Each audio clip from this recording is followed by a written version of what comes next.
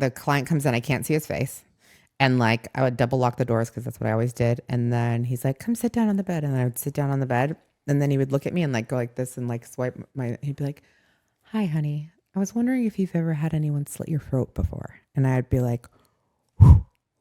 And then I would wake up, from the dream. Sometimes I make mistakes in my life. Life goes on and on and on and on and on. Yeah. Hey, I got wisdom from my papa. He ain't have a lot of money, but he taught me how to keep the perfect posture. So folding under pressure, that ain't something that I'm about to. Crabs in the barrel, I'm just trying to be a lobster. I hit my cousin, told him to call. It's been 12 years and I ain't heard from him at all. Had a little fallout over some money. Damn, ain't it funny how the smartest people be beefing like they some dummies? But I hope you doing swell now. Hope your family well now. Welcome to Peggy's Recovery Corner. This is a recovery podcast where we talk about all things recovery. Recovery from what? Recovery from addiction, from alcoholism, from mental health. We bring all kinds of guests on this recovery podcast, professionals that work in the field on the front lines with people that have these disorders and also people that are in recovery. And today I have a very special friend. Her name is Lauren. Welcome to the corner. Hi, thank you for having me. Before we get started, if you'd be so kind, please subscribe to the channel. Please like it. Please share it everywhere. And let's spread the message of hope. So, Lauren, let's talk about you. Okay. It's good to have you finally on here. Thank you. In the studio. Yeah. Because we've done a few other interviews with you out and about, We've got a little something going on these days, the true metamorphosis. But right now, we want to learn about you. Okay. So, where are you from? Born, raised, where? I was born in Santa Monica. Okay. And we moved to Santa Clarita when I was 5 years old. Okay. So it was like in the 80s, like mid 80s to late 80s, I guess. Mm-hmm. To Santa Clarita. Santa Clarita. How old were you when you moved there? 5. Okay. So then what was it like growing up in Santa Clarita? Well, my dad's black and my mom's white. Okay. It's a predominantly white area. Okay. So I definitely grew up thinking and feeling different. How so? Were people nice to you? Yeah. I mean, my personality definitely attracts people often. And I make friends very, very easily. Mm-hmm. But I guess it just instilled in me like that I was different in a different sort of way. Like when I was in elementary school, I remember I had a crush on this boy. And I remember one of the teachers, she was like my favorite teacher. And this still like it doesn't affect me anymore. I've kind of worked through it. But I was crying on the playground and she pulled me in and she was like, basically telling me like, well, maybe you should try to like not like him because he's white and the chances of him like liking you back is probably not it. So like she was straight up basically saying like you've got some black in you and he should. Yeah, he's probably not going to be digging it. Wow. Yeah, I know. What grade was that? I was probably in like, I don't know, maybe like 4th grade, something like that. Okay. Yeah. Now, so did you have any brothers and sisters? I do. I'm the oldest of 3. Okay. Mm-hmm. And the other 2 are sisters? I have a sister and a brother. Okay. Upbringing good? Yeah. I mean, good family values, all that? Yeah. I definitely had some. My parents did the best that they could, right? Mm-hmm. I'm the first child, so that I don't know. I guess whatever they were needing to work out got worked out on me first. But I definitely have a very strong personality. So I'm sure I was a difficult child because I like to test boundaries and see how far I can get with things. Any trauma, anything like that? Yeah. Some verbal abuse. Yeah. I think that something might have happened to me sexually when I was younger, but I think it's blacked out. I still haven't been able to identify it. Yeah. Okay. And then how old were you when you first started messing with substances? I would say. And what was it? I was probably like 13 or 14. Mm-hmm. And I first started smoking cigarettes. And then it quickly went into weed and then weed and alcohol together when I was in junior high. And then when I was 18 is when I tried meth for the first time. Okay. And that lit up my life. That was everything. That was literally everything. Why did it light up your life? What did meth do for you? I think it just made me all the insecurities or the feeling different and everything that, you know, I guess feeling like I'm suffering from just disappeared. And I had the adverse reaction, which was me feeling like I was the most powerful, the most beautiful. I was able to lose weight very quickly. Well, did you have weight to lose? I've had, yes, definitely. I've been a very heavy person, like the most of my life. Not currently, but I definitely struggled with weight. And meth definitely. Man, I remember helped. one time I was at this rave party and I lost 10 pounds in one night. Like just dancing and like I was like dancing to happy hardcore. Like I hate it now, but at the time I loved happy hardcore. And I was just like bouncing around the whole time. I was probably super dehydrated as well, but I remember being like, I want to do meth like a normal person for the rest of my life consistently. Like that was the thought. And the first time that you ever tried meth, did you snort it, smoke it, shoot it? What? Okay. Yeah. Snorted it? Yeah. I started out snorting only. Was it glass? Yes. You were snorting glass? Yes. Wow. I loved to. Okay. Like, it's insane. Was there a fear the first time you tried it? Oh, yeah. Not necessarily a fear. It was more curiosity. Two of my friends were doing it. It was my friend's birthday. They were in this bathroom and she wasn't wanting really me to try it. And I knocked on the door. I'm like, you guys got to let me in here. What's going on? And she was like, no, you're not going to do this. And I'm like, the fuck I'm not. And you did? Yeah. And I did. And I was up. I remember being up for like 3 days and calling her and being like, am I ever going to be able to go to sleep? Like that part was a little bit scary for me. But, you know, I took like a downer and smoked some weed and I was able to go to sleep. But it was definitely like from that second on, I was like, okay, well, we can't do it like in the middle of the week because that would be insane. But like maybe next weekend and like already trying to manage and control my using from that moment on. Like it was going to be the thing that I needed to be able to continue living life.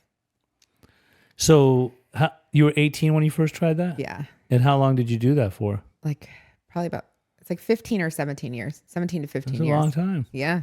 On and off. Always snorting or did you smoke? No. At first it was like I would only snort because I saw when people smoked it did something different to their brain chemistry, like the way that they reacted and the way, like it just seemed like something was different with people that smoked it. And I was like, I'm definitely not going to. I'm like, and I thought I was so much better than everybody because I only snorted it.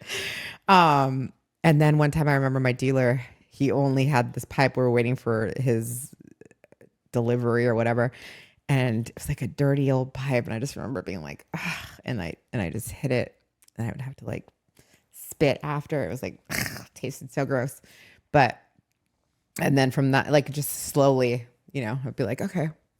And then it was just like, I would want to smoke it and snort it. Like I'd have to do a line in each nostril to like make sure that I was even.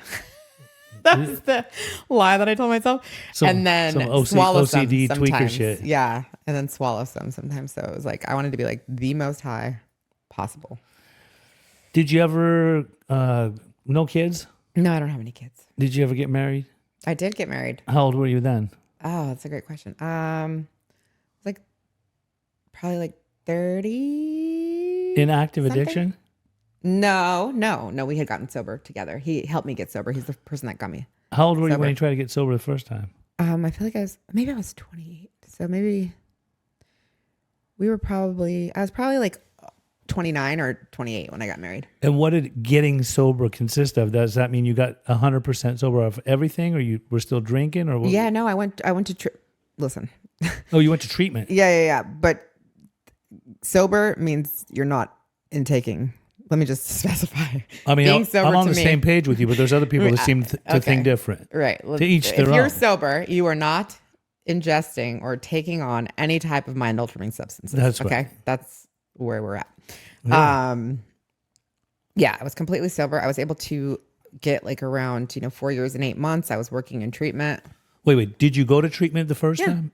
Okay. So what happened that you ended up going to treatment? Because you were just tweaking? We were too much? homeless. Homeless? Living in a car. You ended up homeless. Yeah, we You were and living this in a- person that you were going to get married to? My ex-husband. No, yeah, at the time. We were You and your using fiance together. were homeless? Yeah.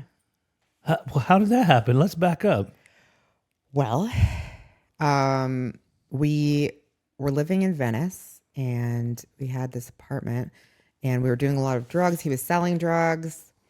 And we just weren't able to make our rent like at a certain point. Yeah. I don't remember I wasn't working. I was just doing drugs and just like there. Okay. I wasn't beneficial, I guess, in any sort of a way. And we just ended up being like, we had to like move out of the place. We couldn't afford the rent anymore. So you hit the streets. Yeah. Living you in live- apartments. I mean, like, not in apartments. I'm sorry. Living in like out of the car, we had gotten a storage unit. Mm-hmm. We put all of our stuff in the storage unit. We had friends that we would stay at their houses that were like on drugs as well. Mm-hmm. And, you know, this thing escalates. Who had the idea of going to treatment? He did. Did you guys go together? We tried to at first, right? And they said he had been there before. Where's there? The treatment center, it's in Culver City, a treatment center in Culver City that I love that treatment center more than anything. It saves lives on a regular basis. You just won't say the name. Is it okay to say it? Why And not? Beit Teshuva. We all love Beit Teshuva. Beit Teshuva. They do good work there. It is amazing work that they do there. Okay. So Yeah. so they wouldn't let you come in together as a couple? At first. What do you right? mean at first? They did later? Yeah, because I was there. Okay, so when we used to use together, I had learned how to use drugs in the proper way where you don't lose your fucking mind. And so he was never introduced to that kind of dope, like that high of a quality of dope until he met me, right? Okay. And so when I went into treatment, he kind of like lost his mind. And so when I had gotten 30 days, he was just off. Like we didn't rest his eyes or mind or anything. And I'm sure that like us being separated was an issue for him as well. Cause we were together from like the second that we had met and for like 10 years, we were together consistently on a regular basis. And so he called and was like, I don't know what I'm supposed to do anymore. Like I need to get treatment. And they said, okay, we'll let you go. We'll let you come in. Cause I had gotten 30 days at that point. And they already knew that you were there and that you guys were a couple Yeah. before. Yeah. Well, at first we went, we said, can we come in together? They said, unfortunately, we can't bring couples in right now at this time. So, and he said, okay, we'll give her a chance because she's never tried treatment before. And he wanted to make sure that I was okay. So you got in, you got the 30. I got 30 days and I was doing well, you know? And so then they let him in. And then we were able to like keep our programs separate while we were there. And then when you guys were there, were you in the same groups interacting and everything? I don't really think we were. I think we were in different groups. I think there's some groups maybe that we'd be in together, but not necessarily. Just like in the communal spaces. And then what'd you do? Then I started working in treatment there. I started working for them. You worked at Beit Teshuva? Yeah, for like 2 years. Nice. Yeah, it was nice. I loved it. All my friends were there. It was great. And then I had gotten offered a position to start managing a sober living in a different area, and I kind of separated from community. But when I was in treatment the first time, I didn't really understand. I wasn't clear on what I suffered from. I wasn't clear on what the solution is or like how the allergy or the obsession of the mind shows up in my body. Now, there wasn't people bringing panels in or doing meetings and things there, or you just weren't listening? There was. I think I wasn't open. You I weren't wasn't open. catching sobriety just yet. Yeah. And I thought because I worked in treatment, like I knew what was going on. Like, and I was using me taking people to meetings and stuff like that as my program. Like I wasn't doing it for my own self. That's what a lot of people do. They start working in treatment and that becomes their program. Totally. Their so-called program. Yeah. And a lot of them relapse. Right. And did that happen to you? Yeah, I did. Were you living on campus? No, we had moved out. We moved out like after we had gotten a year. I had gotten a year. We both got a year. Oh, so you all got the year, ended up getting married and all that? We got married after we got a year. When I had like 3 years is when we got married. And then in 2014. How long did your marriage last? 1 year. Because we're still friends to this day. And like love him with all my heart. He's remarried. But like when you use together with somebody and then you go through recovery, right? Yeah. And then you grow in different areas and Yeah. things just become different. And so it was just like we got to a point where we just didn't align anymore.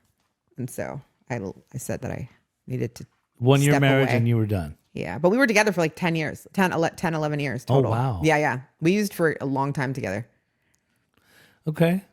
And then what'd you do so after that 1 year, how long after did you go Relapse? back? Yeah. Probably like, it was like right after that, maybe like, I would say like 14 months. What'd you relapse on? Meth. That was like your DOC. Isn't it though? You loved it. Yes. All right.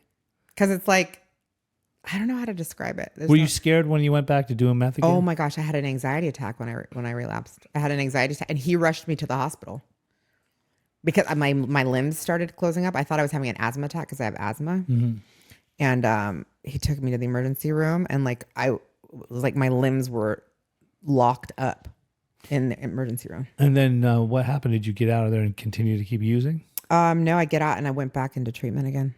Betshuva? I believe so. Yeah. You believe so? You can't even remember? I'm trying to think of that time. Yeah. No, I think I went back into Beit Shiva at that time. Yeah. Yes, that was where I went. Was there a lot of attempts of staying sober? Yeah. A lot of times that you relapsed? Yeah. I've had about 4 or 5 of them. What was the most amount of time during those times that you would stay sober? A few months? No. The first time that I ever got sober, I got 4 years and 8 months. Oh, you did actually put some time together. Yeah. I had 4 years, 8 months. I was not working a program. It was just though. I was dry. just working in treatment. I had the community of Beit Shiva, which is such an overwhelming feeling of love and like connection and like all those different things. And when I switched jobs to manage a sober living, I separated myself from that. Right. And then the lies start coming in like, oh, you don't need this place, you know. And my dog had passed away right when I left my husband, which I had rescued her when I was 1 year sober. And that just shattered me. I still haven't had another dog or pet since. And some stuff happened with some of the clients that were there that was like overwhelming. One of them passed away of an OD. And I just didn't have a program to fall back on because I wasn't in the steps. I wasn't doing anything or working with others or any of the stuff. I was just like taking people to meetings for my job. Right. Now, later down the line, after all these countless vain attempts and trying to stay sober and not staying sober, you got into a certain type of lifestyle. Yeah. Yes. You want to talk about that? Sure. Well, actually, I think it started before that. It started before I was met my ex-husband. And what was that? Sex work. And what does that consist of? Prostitution. Okay, but I guess when we talk about prostitution, there's many different types. Like posting ads. Okay, not street walking or nothing like that. There were times when I was like very young that I did do that a little bit, but I did not like that. It was very, very scary for me. Okay, so when posting ads or even to do that type of work, is it because it's just a way of life? It's you make easy money. Yeah, you make a lot of money quick. Okay. And also for me, what I found through doing the work is that like I put my life on the line all the time. And we say for drugs and alcohol, but really I put my life on the line for the consistent stream of validation that I was receiving by having these men or whatever, like be attracted to me and wanting to see me and willing to pay money and like all these different things. And the experience of that, like after I unfolded the onion, that's right. Well, after a while, I mean, when you start receiving the validation, you know that it's always going to be there. Then what does it become? Just a thing where like, I'm just doing this because I need to make money. I don't really, was there ever a connection with any of these men? Yeah, yeah, definitely. I had some clients that were like friend, like I tried to show up as their friend. Like a lot of people are just like lonely. Yeah. There's not like, and I didn't necessarily have sex with everyone. That was not believe me, I used to actually. That was not the way that I like labeled my ads. It was specifically in a different genre. No, there were some girls that I used to actually drive to certain places. Yeah. And they would pay me and I'd wait in the car and all that stuff. And some of them would tell me like, the dude just wants to sit and talk to me. Yeah. I had people like give me money just to like hang out and smoke a blunt with them. Yeah. Yeah. I mean, it makes them feel good.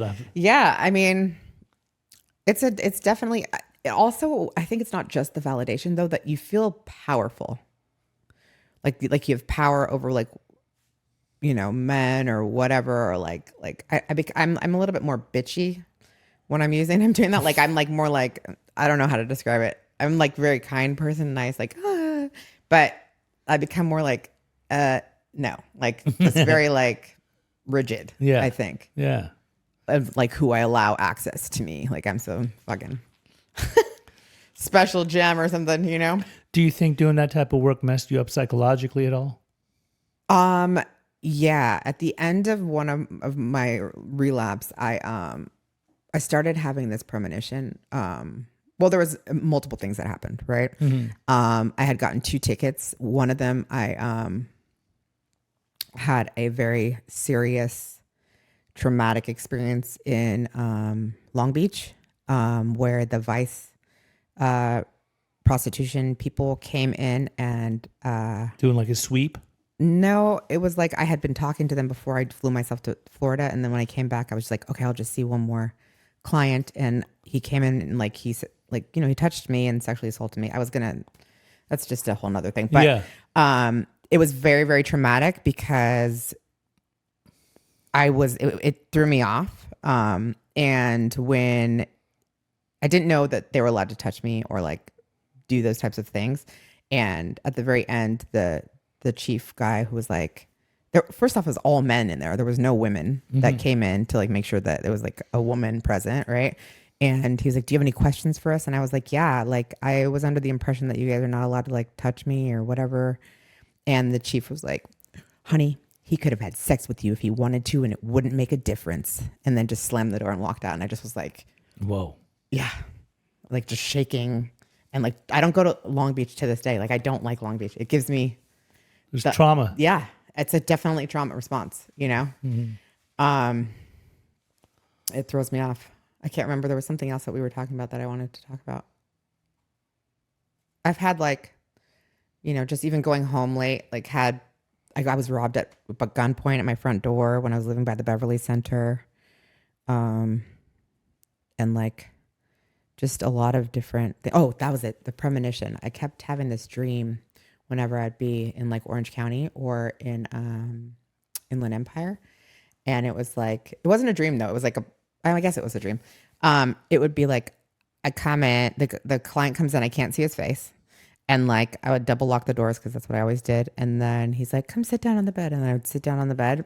And then he would look at me and like go like this and like swipe he'd be like, "Hi, honey. I was wondering if you've ever had anyone slit your throat before." And I'd be like, whew.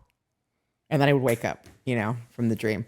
And I had that multiple times. And so something was like, it was like I don't know what it was, but like something telling me like, you got to get out of this business before somebody kills you. Yeah. Before you end up dead, It's like, you know? It seemed like it was on its way. Yes. Going to happen. Yeah.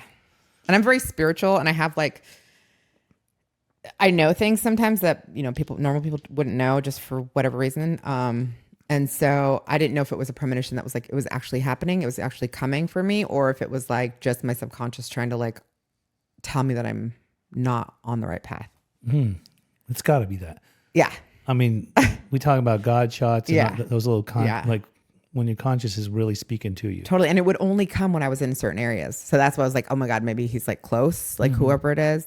And I had heard something about, there was this site that I was on that is like underground. And there was, right when I joined this site, a month prior, this girl had gotten killed. Like, and so I was just like, oh my God, I didn't know that. Like, wow. It was scary. Now down the line, did you go homeless some more? Yeah, I was like living out of like homeless.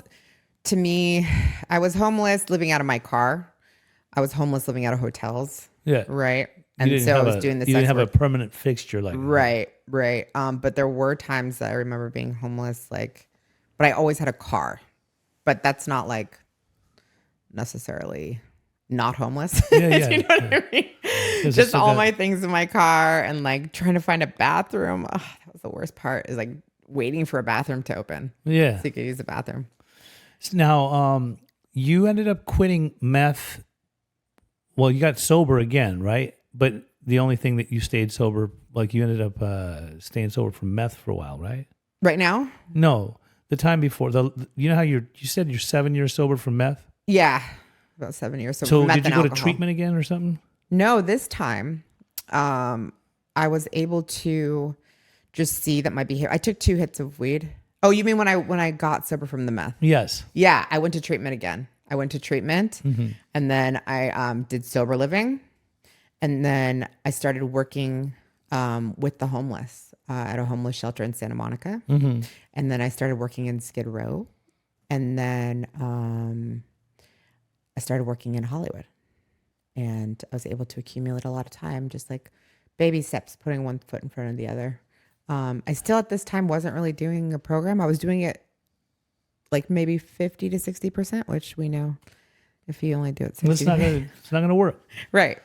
And so after I had accumulated like 3 years, 8 months, I took 2 hits of weed from a blunt and then had to reset my time. But I have about 7 years off of meth and alcohol, but I'm going to have 2 years sober off everything in like a week or so. Okay, good. And what's the date? October 3rd. October 3rd. Yeah. All right, we're gonna celebrate you. Amazing. So, the weed incident, and then afterwards, did you just like you didn't keep smoking? Obviously, you came to No. your senses. And you're like, what am I doing? Yeah, it was literally like I'm very grateful for the experience, right? Because I was in a very beautiful place, beautiful fellowship with these people that have solution. And I'm so grateful that I was placed there. You know, I had a friend take me to the meeting, and at first I had this like reservation or like kind of like feeling like I didn't like the place because my ex-husband had gotten sober in this same fellowship. And so I was just like, oh no, I'm never going to be one of those people. But I'm like, sing it from the rooftops now that I am one of those people. Yeah. And it was an experience that needed to happen for me because I saw that I was doing the same thing over and over and over again, like expecting different results. Like I know that if I smoke a little bit of weed, that within a month, I'm doing meth. Like I've tried every single thing. If I only do sex work and don't use drugs, I'm doing meth because the lie will be, oh, you need to stay awake in case a client calls, or you need to do this, and you have too many things on your plate to like, you need to make sure that you're organized and taking care of all the things like, you know, just scheduling and all these different things. And then I use meth, you know, like I can't only microdose mushrooms and go roller skating. Within a month of that, I'm smoking weed. And then within a month of that is the meth. So, Okay, so but when you smoked the blunt, it was just a couple hits, it was 2 hits. and it didn't take you back to meth. Did something No. happen within you where you're like, oh my god, I just cannot do this? Yes. It was like I saw the same behaviors. I'm like, So you came to your senses quick, Right. And so that happened on a Saturday, and my home group is on a Monday night. And so I went back to the meeting, and luckily there's this woman there that she just stands and holds herself in such a way that like she has peace within. And that's something that I have always wanted and strived for. And so I asked her if she would take me through the book, and I've been going through the book with her ever since. And I have this relationship now with my higher power, and like I have that peace within now. Like it's a totally different thing from when I had 4 years and 8 months of sobriety. I'm in recovery because I also take the message to other people, and that's like the main thing of this program is like to like carry the message to other people. What's the difference between sobriety and recovery? I think when I was sober, for me personally, I felt like I was like white knuckling it, or just kind of like I just had this like sense of like, oh, I have to go to this meeting, I have to do this, I have to do that, like too much stuff where you're trying to like kind of distract. Yes. As opposed to recovery, you just like are. You know what I mean? Yeah. Like it's just like a centered place. Like you have options that are just like there, and you're kind of more, I don't know how to describe it. More like you're more connected with God and a higher power. Absolutely. So I watch you. I see what you're doing. We're good friends now. I think around the time when you said you were going to that Monday meeting, that may have been where I first noticed you. Yeah. And then we started kind of vibing. You know, we obviously got something else going right now. We're doing some recovery companion work and things like that, which is amazing. But this is what I love about you. Often, more often than none, when I want to schedule something with you, you will tell me, okay, I'm going to be reading the book with somebody at this time. Yeah. And that's what it means so much to me. I mean, that's what it's all about. Yeah. Like at the end of the day, when we're in recovery, we're really not really in recovery unless we're really giving this thing away. So when I watch and I see that you're doing that, I just think to myself, wow, look how many people's lives she touched or is touching. Yeah. Right. And so I want to know real quick, like, where are you in your recovery right now at 2 years from the blunt? I mean, we won't even count the other part because you still ended up using again, but it doesn't matter, right?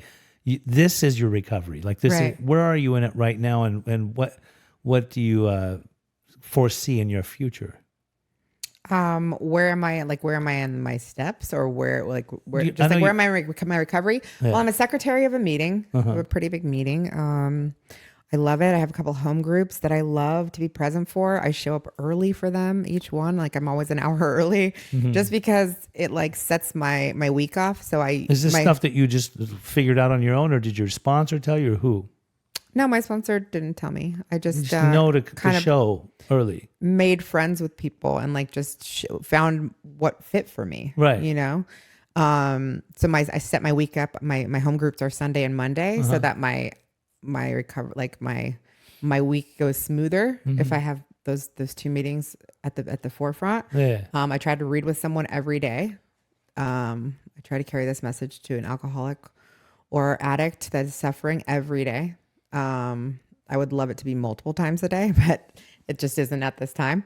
And because I have my mind will convince me of all these different things, right? And like make up lies, and then it'll cause like a dis-ease within me, right? Of like lies, and it's all like not facts, right? And so I need a daily reprieve of like being able to read with someone, getting present, and like also being able to see myself in the story when I'm taking that, giving them the information to like bring back to like, no, dude, you're just an addict. Like you just have this allergy and this obsession of the mind. Yeah. Like everything is fine because it's always been fine, and God is in control. You're not in control. Like let go of these things, you know? I love it. Okay, so we'll wrap it up, but before we end up signing off, there might be somebody out there that's watching this or listening to this, and what kind of energy could you put out into the universe for anyone that may have listened and is suffering or struggling? I just wanted to say that like don't think that you're hopeless. Like even I've seen even the most hopeless cases get well and be able to have like this light within them ignited again. There's hope no matter where you are, no matter what you're doing, no matter how far down the scale you have gone. And I want to leave you with this quote that I used to be afraid of the dark until I realized that I am the light and the darkness should be afraid of me. Thank you. Thank you. Thanks for coming to the corner. Thanks for having me. This has been another episode of Peggy's Recovery Corner. Please subscribe if you watch us on YouTube. Like, leave comments, share everywhere. And until we meet again, thank you.